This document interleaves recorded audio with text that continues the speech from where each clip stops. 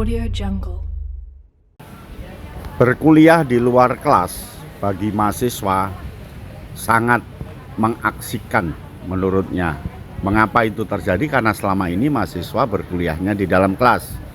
Karena sering di dalam kelas, mahasiswa merasakan kejenuhan, merasakan tidak nyaman, dan merasakan semua berjalan begitu-begitu saja. Tetapi ketika diajak di luar kelas, mereka sangat senang. Dan itulah keunggulan belajar di luar kelas. Dan mahasiswa ini di samping hanya membaca, di samping hanya mendengarkan, dia sampai ke tindak lanjut, yaitu meresum kembali, menyampaikan pokok-pokok pikiran perkuliahan ke dalam bentuk mengisi tabel, peta pikiran, meringkas, dan mencari kata-kata kunci. Setelah itu mereka akan mendiskusikan hasil peta pikiran yang ditambahkan oleh temannya.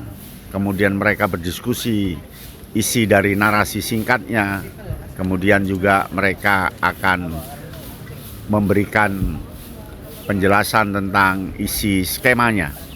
Dan belajar di luar kelas mengasihkan untuk mahasiswa yang selama ini hanya berada di dalam kelas.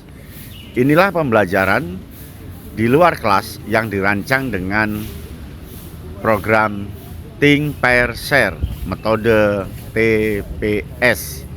Think artinya secara individu membaca bab yang diberikan atau bab yang ditunjuk.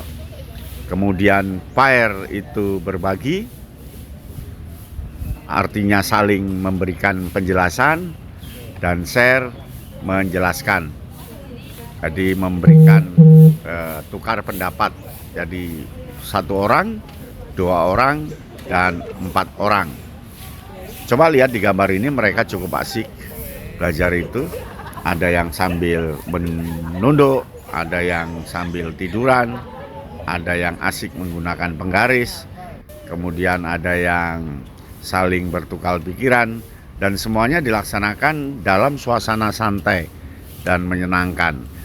Perkuliahan seperti ini memberikan nilai tambah yang lebih dibanding perkuliahan yang kaku di dalam kelas.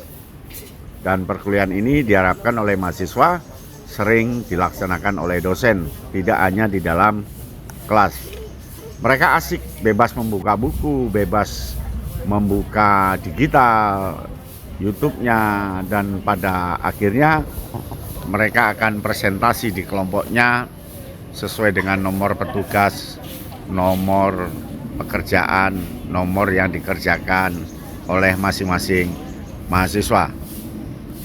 Mereka membuka semua buku yang dia punyai, membuka buku catatannya, dan membuat ringkasan-ringkasan sesuai dengan penugasan.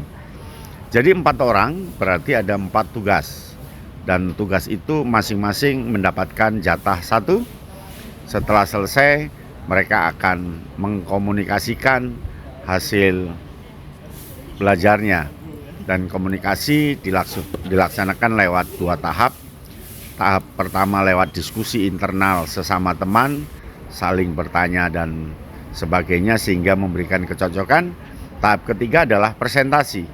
Jadi salah satu anggota kelompok menerangkan di 3 temannya, dan mereka juga saling memberi jawaban, saling memberi pertanyaan. Terlihat ini mereka presentasi di depan temannya dengan tahap share. Metode ini adalah metode TPS, Think, Pair, Share. Audio Jungle.